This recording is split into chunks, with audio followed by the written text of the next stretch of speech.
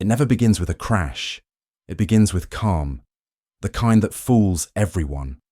Markets rise, optimism peaks, and beneath it, the same hidden cycle that triggered 1929 and 2008 is quietly winding up again. A pattern a forgotten farmer discovered, and one that says our next turning point is already on the calendar. Picture this: October 29th, 1929. The New York Stock Exchange trading floor. Grown men in expensive suits are weeping openly as fortunes evaporate in minutes. The ticker tape can't keep up with the avalanche of sell orders. Outside on Wall Street, crowds gather in stunned silence as the impossible becomes reality. The market that seemed invincible just days before is collapsing with such violence that it will take 25 years to recover. Fast forward 79 years.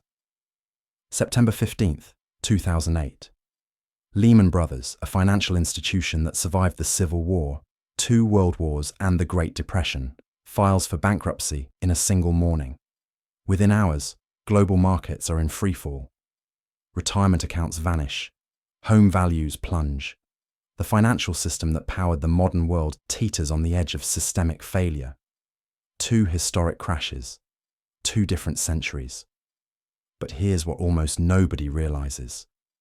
These weren't random events. They were part of a pattern so precise, so mathematically elegant, that a 19th century Ohio farmer mapped them both with striking consistency. This is empire economics, where history and money collide. And today, we're diving into one of the most fascinating and unsettling discoveries in financial history. A hidden cycle that has been quietly operating for over a century, marking the rise and fall of markets with clockwork precision. Because according to this pattern, we're not just observing history, we're living through it. And the next chapter is already taking shape. In 1875, Samuel Benner was facing financial ruin. This Ohio farmer had lost everything in a series of bad investments and economic downturns. But instead of accepting defeat, Benner became obsessed with a single question. Was there a pattern to these booms and busts that kept upending ordinary people's finances?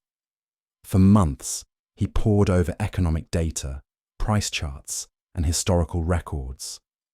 What he discovered would challenge everything economists thought they knew about markets. Benner identified a repeating cycle that divided market history into 3 distinct phases: A years marked by panic and financial stress, B years characterized by prosperity and rising prices, and C years defined by hard times and economic stagnation. But here's where it gets extraordinary. Benner didn't just identify past patterns, he used his cycle to make specific predictions about the future. And those predictions have been unnervingly accurate for nearly 150 years. The Benner cycle correctly flagged the 1929 Great Depression crash. It predicted the 2000 dot-com bubble burst. It warned of the 2008 financial crisis. Time after time, this simple pattern created by a struggling farmer has outperformed the sophisticated models used by Wall Street's brightest minds. But the cycle reveals something even more startling about our current moment in history. According to Benner's calculations, 2023 through 2026 represents a B-year phase: good times, rising markets, prosperity, and optimism. But 2026 marks a critical inflection point, a peak year when global markets are expected by the cycle to face their next major stress test. What follows, according to the cycle, is a prolonged period from 2026 to 2032, designated as A years. Volatility and hard times. Now, before you dismiss this as mere coincidence or mathematical curiosity, consider the evidence. Statistical analysis of 99 years of market data shows the Benner cycle has demonstrable predictive power. During favorable years identified by the pattern, markets have averaged returns of over 16%. During unfavorable years, returns drop to just over 7%. The correlation is not just statistically significant, it's mathematically compelling. But what makes this cycle so accurate? The answer lies in understanding that markets aren't just numbers on a screen. They're expressions of human psychology operating on a massive scale. And human psychology, despite our technological advances, remains remarkably consistent across generations. Let's examine how this pattern manifested in 1929. The Roaring Twenties had created an atmosphere of unprecedented optimism. The Dow Jones had increased sixfold in just 8 years. Everyone from shoeshine boys to bank presidents was buying stocks on borrowed money. Margin debt reached levels that seemed impossible to sustain.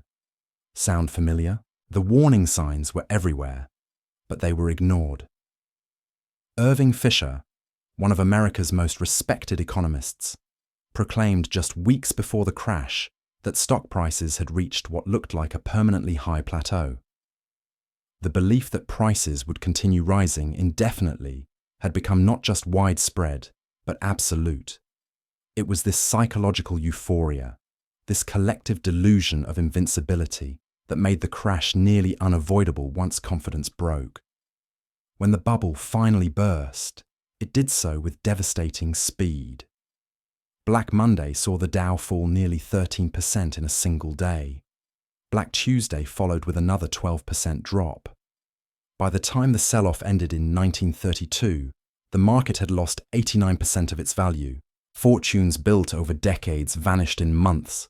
The economic damage would last an entire decade. But here's what the Benner cycle reveals about that crash. It wasn't a random catastrophe. It was the predictable culmination of forces that had been building for years. Forces that follow patterns embedded deep in human nature. Greed, fear, euphoria, and panic cycle through markets like seasons through a year. And just like seasons, they can be anticipated by those who understand the underlying rhythms. The 2008 crisis followed a remarkably similar script. Housing prices had reached levels that defied economic logic. Complex financial instruments had created a web of interconnected risks that few understood. Margin debt and leverage had once again reached dangerous extremes. And once again, the prevailing wisdom was that prices could only go up until they didn't. The collapse unfolded with breathtaking speed. Global equity markets lost 56% of their value in just 17 months. $29 trillion in wealth simply evaporated. The S&P 500 declined by 54% from peak to trough. Only the 1929 crash, with its 83% decline, had been more severe in modern history. But there was a crucial difference between 2008 and 1929: the policy response.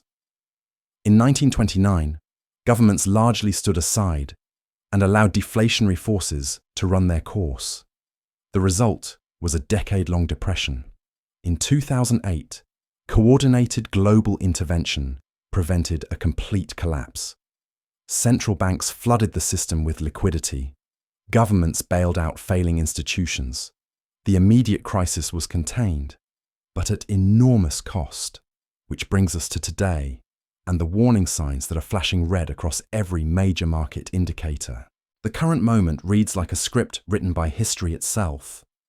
Since early 2024, US stock prices have surged 25%, pushing the total value of the market compared to the economy to its highest level ever recorded. We're talking about market capitalization to GDP ratios of 221%. Anything approaching 200% has historically been a flashing red signal. The kind we witnessed in 1999 before the dot-com implosion. The kind we saw again in 2007, just months before the financial system nearly collapsed. The S&P 500's cyclically adjusted price-earnings ratio now sits around 40. That's more than double its long-run average and dangerously close to its 2000 bubble peak. Warren Buffett's favorite metric, the value of the stock market relative to GDP, has reached 230%. That's 50% higher than its previous all-time high during the dot-com mania. But the parallels run deeper than mere numbers. Walk through any major city today, and you'll see help wanted signs, advertising positions at $22 per hour. Scroll through business news, and you'll read headlines about corporate layoffs affecting thousands of employees. This contradiction, this tale of two economies, mirrors the conflicting signals that preceded both 1929 and 2008. The artificial intelligence sector has become the new darling of speculation. Companies like OpenAI command valuations of $500 billion despite generating no profits. The so-called Magnificent Seven tech giants now constitute 37% of the entire S&P 500's value. It's a concentration of market power reminiscent of the railroad and steel trusts that dominated markets before the 1929 crash. Ray Dalio, the hedge fund titan who predicted the 2008 crisis, recently warned that his personal bubble indicator is flashing red. Margin debt has reached a record $1.2 trillion. Meanwhile, consumer behavior is showing the strain. Price sensitivity is affecting brand loyalty and purchasing decisions. People are delaying purchases, substituting cheaper products, reducing discretionary spending. The shift toward essential purchases indicates that discretionary income is evaporating for vast segments of the population. Here's where the Benner cycle reveals its most unsettling insight. Bubbles don't burst simply because valuations become too high. They burst when investors suddenly need money to cover debts, taxes, or liquidity requirements, and are forced to sell assets to get it. That forced selling, not bad earnings or shifting sentiment, is what historically drives the cascade that destroys wealth on a massive scale. And today's wealth concentration creates unprecedented vulnerability. The top 10% of Americans now hold nearly 90% of all equities. They account for roughly half of all consumer spending. The last time wealth inequality reached such extreme levels was 1928, just months before Black Tuesday changed everything. Morgan Stanley's chief investment officer recently described the current inequality as completely unprecedented, noting that spending among wealthy households is expanding 6 to 7 times faster than among lower income groups. This concentration means that when the wealthy need to sell, their actions move entire markets. It's not a gradual decline, it's an avalanche. And according to the Benner cycle, we're approaching the turning point. Consider the mathematics. At 2.5% GDP growth, it would take approximately 45 years to grow into current valuations without a significant market correction. Even with optimistic growth projections, overvalued assets would require decades to reach fair value through economic expansion alone. The numbers simply don't work without either a major correction or a prolonged period of stagnant returns. The bond market presents additional systemic risks. Federal spending patterns have become unsustainable, with annual deficits approaching $2 trillion and total government debt surpassing $33 trillion. Interest payments on existing debt are consuming increasingly larger portions of the federal budget. Projections suggest interest expenses could reach $1.4 trillion annually by 2034. That's money that can't be spent on infrastructure, defense, or social programs. Commercial real estate adds another layer of instability. Approximately $1.5 trillion in commercial real estate loans require refinancing between 2023 and 2025. With interest rates significantly higher than when these loans originated, the potential for defaults creates systemic risk, reminiscent of the subprime mortgage crisis that triggered 2008. The Benner cycle doesn't predict the future. It reveals the eternal rhythm of human nature expressed through markets. Samuel Benner understood something that modern economists often forget. Markets aren't machines. They're mirrors reflecting our deepest impulses, our fears and fantasies, our collective wisdom and folly. Whether 2026 brings the crisis that Benner's pattern suggests, or history takes a different turn entirely, the lesson remains unchanged. Patterns exist not to frighten us, but to prepare us. Knowledge is power, and understanding these cycles transforms panic into perspective. The farmers who survived the Depression, the investors who navigated 2008, they weren't lucky. They were informed. History doesn't repeat, but it echoes. And those echoes, if we listen carefully, can guide us through whatever comes next. Because in the end, the most valuable asset isn't gold or stocks or real estate. It's understanding. And that understanding begins with knowing the patterns that have shaped every generation before us. This content is for educational purposes only and does not constitute financial, legal, or investment advice. If you enjoy learning how history and money intertwine, subscribe to Empire Economics for more untold stories.